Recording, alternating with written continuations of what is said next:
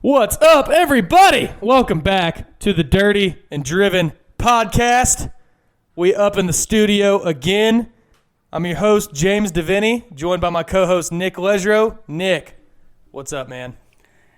Oh man, it has been a crazy week, guys. I gotta tell you, I got a Ford. It had a wheel bearing out for like the last 50,000 miles. Finally, just decided to go out where I couldn't even drive it. So it's been at the dealership for the last 2 months or so.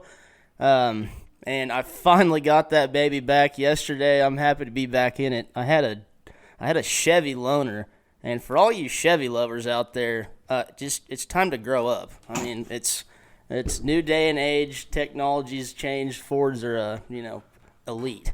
Nick So with the hot take. change your mindset. Nick with the hot take, man. That was a nice Chevy you were driving, too. At least it looked nice. It's like a 2500. Yep. An $80,000 piece of scrap. $80,000 piece of scrap. Love it. All right, man. Yeah, dude. I've had a pretty good week, too. I was in St. Louis this weekend. It was a good time. I went there for go to a physical therapist up there named the Squat University. Awesome dude. Went and saw Albert Pujols crank 2 home runs out. That was pretty freaking sweet. First time I'd ever been to a Cardinals game. So, yeah, man. Good week all around. Right now we're recording. It's Friday afternoon. We just got off work. The temperatures, Florida's average IQ level of 80 degrees. Yeah, beautiful awesome. day. Yeah, man. I'm sitting here. We got our first unofficial sponsor. That is my friend Mason. He used to work for Tubbs Brewing out of Dallas. He gave me a 6-pack of seltzers and a 6-pack of some weird stouts that are some crazy flavors. I'm about to try one here. The seltzers are good, man. Shout out to Mason. And he gave me a peanut butter and bacon beer, and I'm just going to crack this puppy open and try this thing out because I'd never heard of that. It's a stout. This thing's blacker than syrup. That sounds like it's going to be awful, to be quite honest. I don't even think you could pair that with a cigar. I don't know, man. That's actually pretty darn good. Try that. Just give that a sip. I'm pleasantly surprised. I don't taste much bacon, but the peanut butter is awesome. Kind of tastes like Screwball. Wow. No. Yeah, That is bad. a Screwball beer. Yeah. All right. Yeah. Shout out to Mason. Not too bad. Thanks. Thanks, Mason. Mason's a cool friend of the show. He's reached out and given us some cool feedback, so great guy. Thanks, man. Anyways, before we get started here, that leads into my next statement.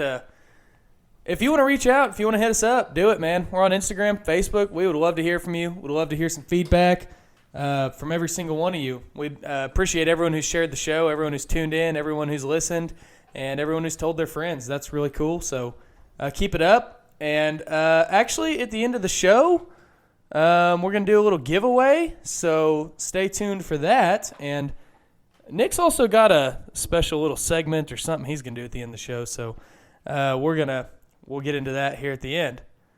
Awesome. Dude, I'm just happy to be here. I'm freaking jazzed up right now.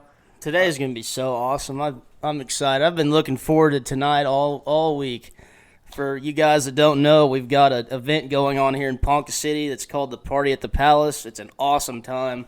I'm just jam pumped up to go to that and go out and just, relax with people from Ponca and just have some drinks and just relax, It's going to be an awesome time. It's been fun every time I've been, so I've got high expectations, and the drinks are free, so can't really screw up there. So I got an update on this peanut butter beer. I poured it into a glass, and now I can kind of smell the bacon.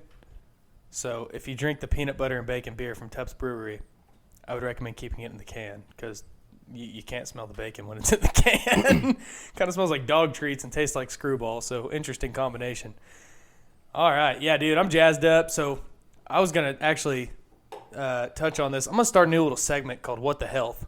So originally, whenever I started this podcast, it was going to be called Bluecollar Health, and it was going to be like, bringing health to the blue-collar world. Well, that's pretty damn lame.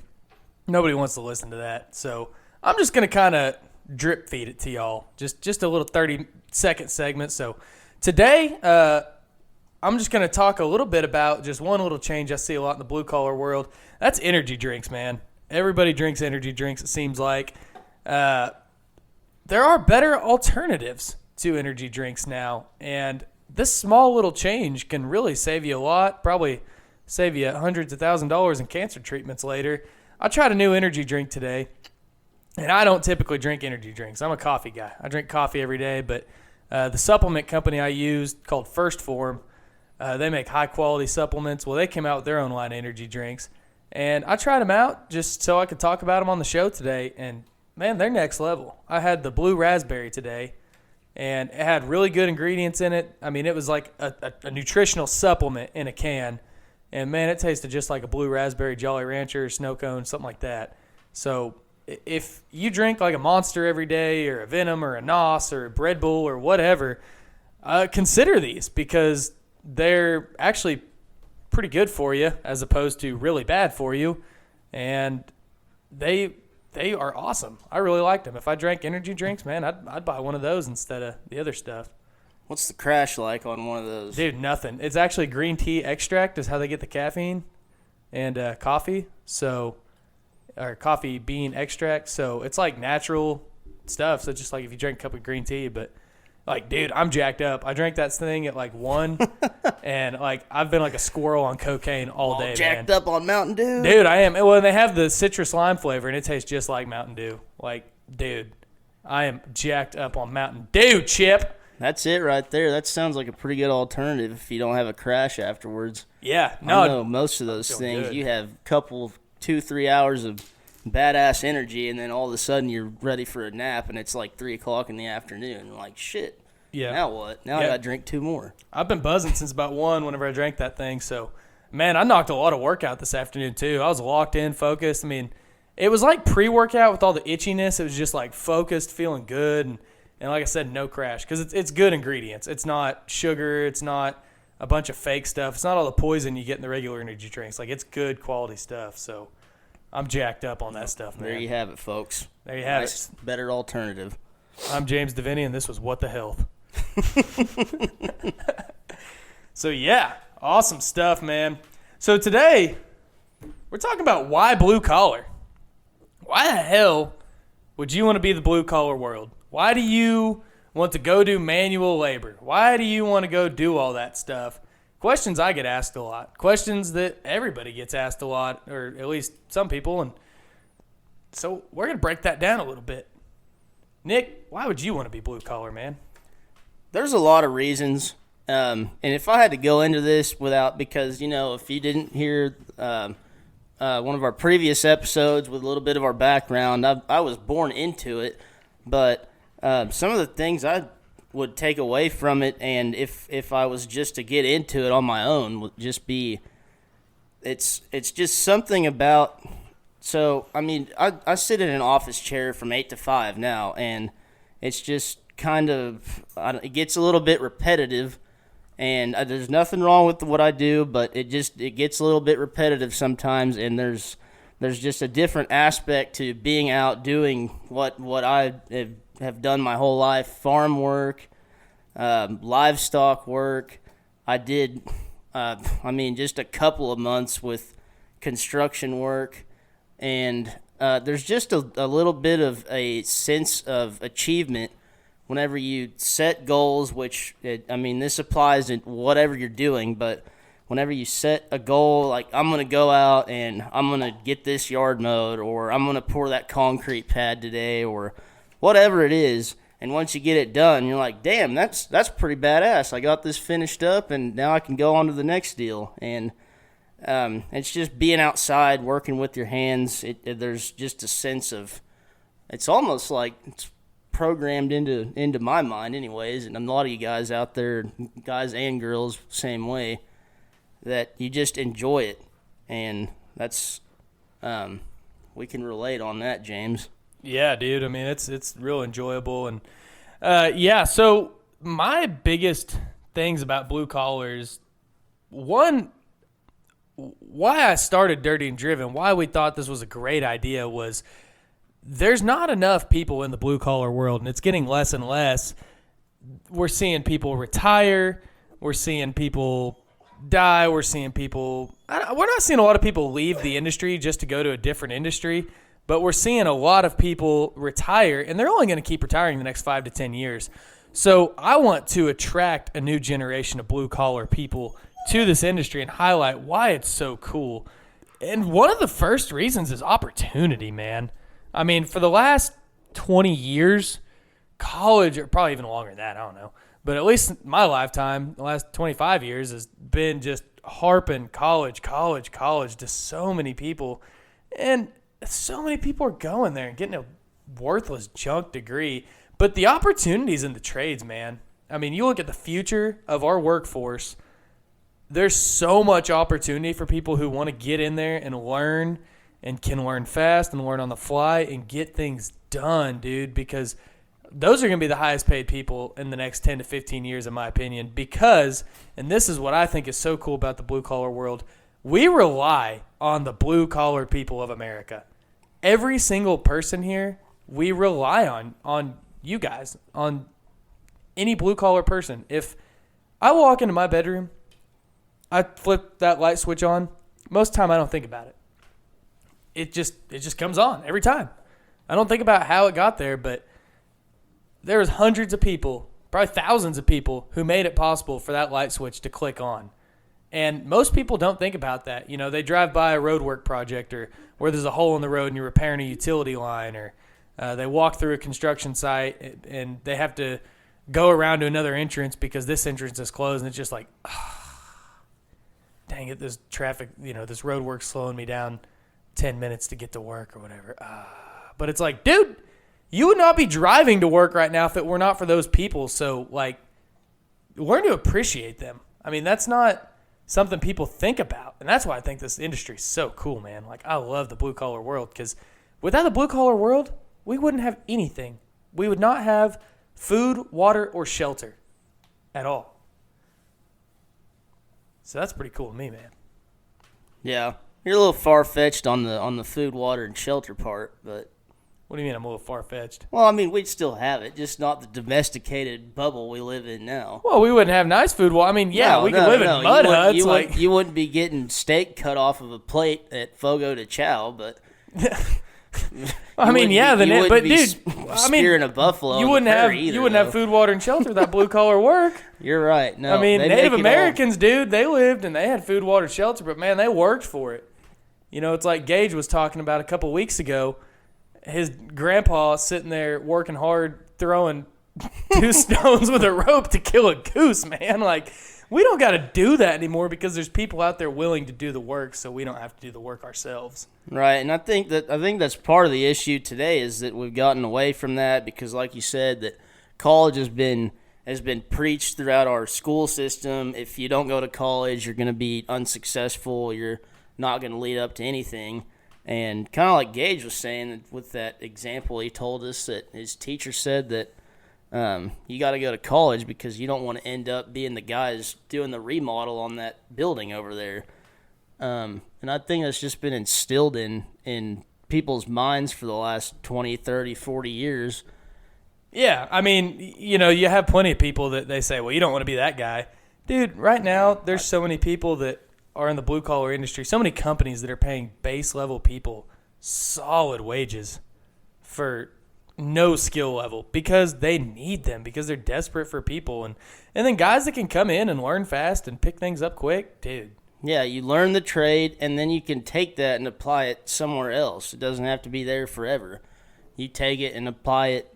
If you're handy with whatever you are, a carpenter, whatever, pouring concrete, framing, whatever you're doing, it's just you can take that skill, and as you learn more and more, you can take it elsewhere. And the trades are so underrated that, I mean, yeah, we're losing all that talent that we've built up the last 100 years is slowly dwindling out because those guys have died off or people are just losing interest in it. And I think we're going to see a big swing that changes. More people are going to go into trades here in the next 10, 20 years.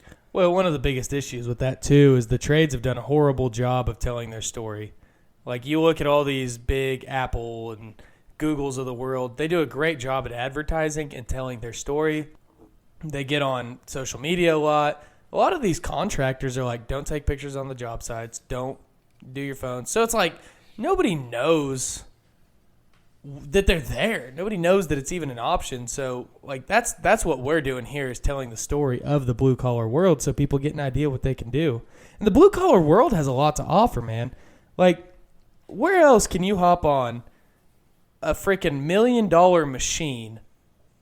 Let's say you hop on a freaking $750,000 earth scraper. You know, you might have only been employed there for a couple months, and they're trusting you with this big ass machine moving some earth, dude. Like, that's awesome in my opinion.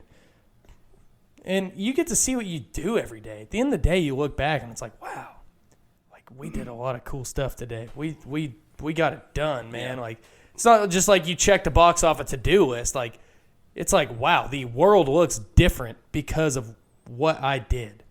Right, because you circle back to that sense of achievement I was talking about earlier. Yeah, exactly. And it's literal physical proof of, like, yeah, I did that. And there's a sense of enjoyment that comes from that, in my opinion. Yeah, it's awesome. And like I said, you know, a lot of people just aren't showcasing that well enough. That's, in my opinion, the biggest issue with the blue-collar world is they're not showcasing it. They're not showing how cool it is. Like, most people see a guy that's really dirty at the end of the day, and it's like, I better stay in school. I don't want to be like that. But it's like, dude, that guy got a lot done. He made a hell of a lot more than you will after you graduate college, and he knows a lot. He can fix a lot of things. He can do a lot of things. If the world went to crap and you can't get on social media and, you know, post pictures of your ass and be an influencer, this dude's still out there making money and getting things done because he's got tangible, valuable skills. Yep. People that think that way are small-minded still, in my opinion, and we need to get away from that conjured idea that has been basically brought up from nothing in the last 40 years, whatever it might be. Right. Yeah, and, I mean, here's some questions to ask if you're thinking about the blue-collar world is, first of all, like, do you have a plan for what you want to do? I mean, I'm not saying all white-collar jobs are bad. We have to have white-collar jobs. Nick is a white-collar job. We got to have loan officers in the world, even though bankers are crooks, man. I'm just kidding. Well, I've been lining my pockets for the last year and a half. Yeah. No, and, like, I mean, my job, I mean, I do project management a lot of times. I mean, I'm not always out there in the field. So you got to have all the roles, but is it right for you? Do you have a plan? Like I had a plan pretty early on of kind of knowing what I wanted to do. I knew I wanted to work in construction. I wanted to make it as far and high as I could go in kind of that side of the construction business. My strengths are talking to people and selling stuff. So I chose a job that was right for me. But some people are like, man, about to graduate high school, about to graduate college. I have no idea what I want to do. I don't have any plan. I guess I can get a crappy job. I can go apply to be one of the new 87,000 IRS agents, something like that. Start robbing people. Or you could look at a different path, a change of pace. Maybe you're already in the corporate America world and you just freaking hate it, man. You hate going to the office. You hate your boss walking in like Lumberg from Office Space, just being like, yeah, did you type up those TPS reports? If you could just come in and work on Saturday. Oh, and Sunday. That'd be great. Yeah, no, man, if that's how it is, it's like maybe it's time for a change of pace, something where you can feel appreciated and like what you do and see what you do and make a difference in this world. Then it might be something to consider. And you might consider calling a construction company near you and figuring out if it's right for you. Or maybe several, and learning about different trades and different options that are within the blue-collar world and seeing if it's something that would interest you. It can be really fulfilling. It's very fulfilling to look back and, like, I have never been with a construction worker and driven down a road, like, especially in the road paving business, where I've driven down a road and it's like, most time people are like, man, dude, I built this road. You know, this is what we did. This is how we built it. This is the equipment we had. I love taking my kids down this road because, like, I was the foreman on it, or I got to do blah, blah, blah on this road. Like, there's so much pride. Or they built a building, and it's like, yeah, dude. They always say, I built that. I was on that job. I was there. And that's so cool to me to hear stories of people talking about that. And they know what's going on there, and they know what's going on underneath the surface, and that's just really cool that they got to be a part of that. So if you want some fulfillment, It's for you. A lot of opportunity right now. Like I said a bunch of times already. I mean, there's a lot of opportunity in the next 5 to 10 years. Leaders are desperately needed. If you have any sort of leadership skills, or you're willing to learn some good leadership skills, because they can be learned. They are not God-given rights. They are learned skills. Get on there, learn how to be a good leader, go figure out the practical, tangible spots in a blue-collar job, and you'll have so much opportunity. The world's your oyster in the blue-collar world, because the guys that are currently leaders, they're 60 years old, and they're going to start retiring soon. Or they may get laid off, and they may just say, you know what? I ain't coming back. I'm done. I'm tired of this life, or I'm tired of working. I'm done. I'm good with just retiring. So, yeah, opportunities are coming your way.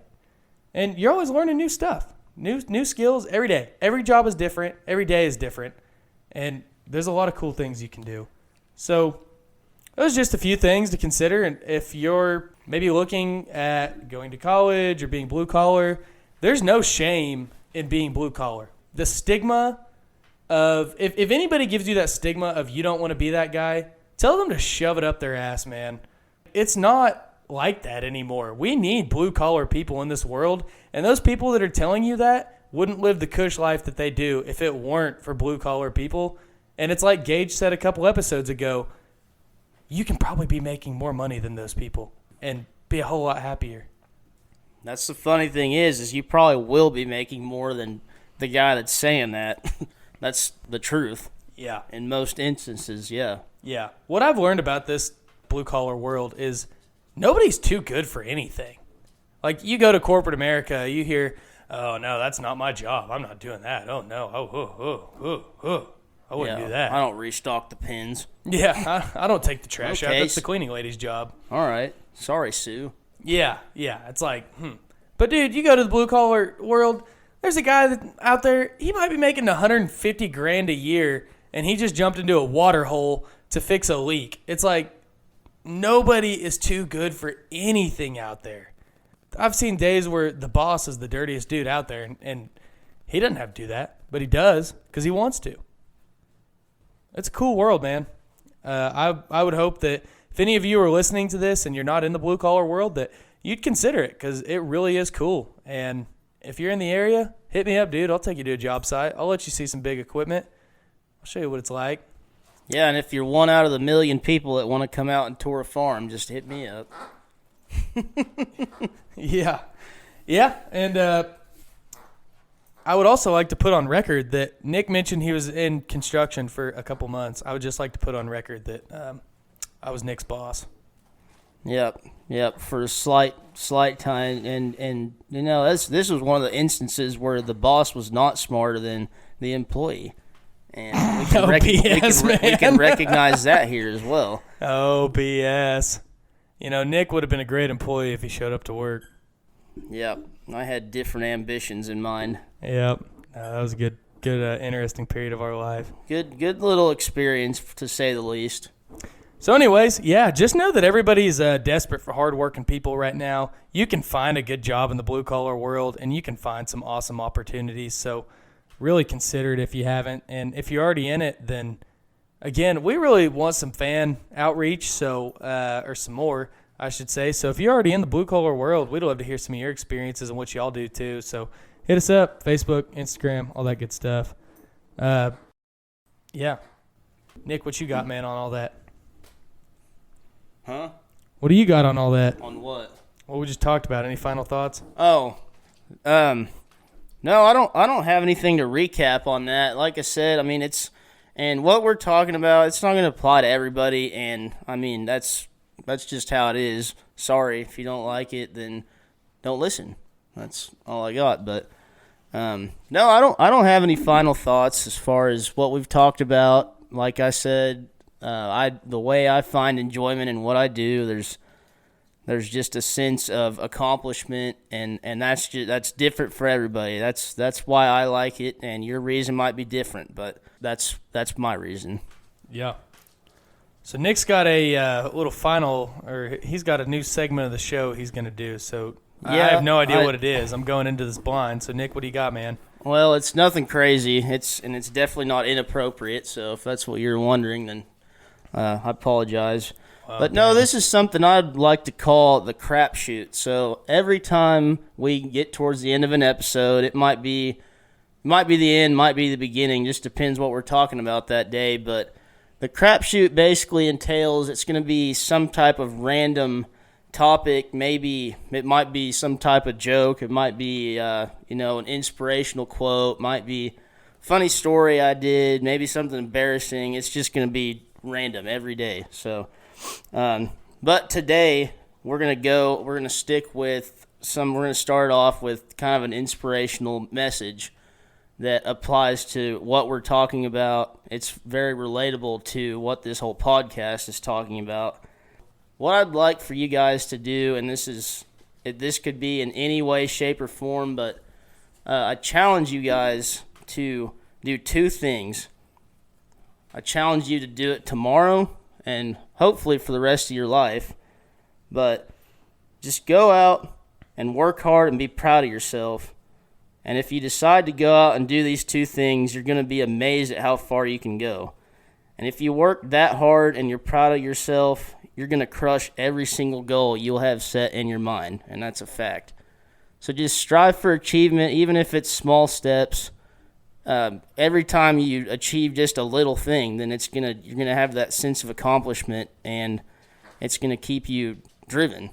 So, yeah, buddy, solid words of insight there, Nick. Thank you for that. Yep. So yeah, man. Well, that's pretty much a show, guys. I mentioned a giveaway, so here's what I got for you. It requires a little work on you guys' end, but I'm giving it to pretty much as many people that want it as they can. We ordered some really sick stickers. We're going to post them on Instagram and Facebook. They got our logo. That's basically it, but they're really cool. Our little dozer, and it says Dirty and Driven. Really cool stickers. Put one on my truck, put one on my ice chest, put one on my laptop. Really liking them. They're really awesome, real durable stickers. If you want a free bumper sticker, I will send it to you. I do not care where you live. I don't even care if you live internationally. If you like us on Instagram or like us on Facebook, follow us on Instagram, and if you leave us a review and you send me a screenshot of your review and your address, I will mail you a sticker and a handwritten note saying thank you for your support, because you guys mean the world to us, and we want to do that for you. And we want to gain some new listeners, some new fans, and share this show because we think it's going to be valuable to a lot of people. So if you want to do that, again, like us on Instagram or Facebook. If you don't have social media, you're not left out. Just give us a review on Apple Podcast or Spotify. Either one works, Apple or Spotify. Give us a review, screenshot that you left the review, and email it to Dirty and Driven. That's Dirty and Driven. There's two D's there. Looks kind of awkward. At gmail.com. So send that over to us. And if you just want to chat with us whenever you do that, do it. We'd love to hear from you. But the rules for this will also be on our Instagram and Facebook. But yeah, that's our biggest thing. Follow us on social media. Give us a review. Send it in to us, and I will mail them to you or give them to you in person if you live in the greater Ponca City, America area. Disclaimer, anything less than 3 stars does not qualify for this free offer. Yeah, if you give us a shitty review, then you're not going to get a sticker, but I will send you a very angry letter. No, I'm just kidding. I'm not that petty.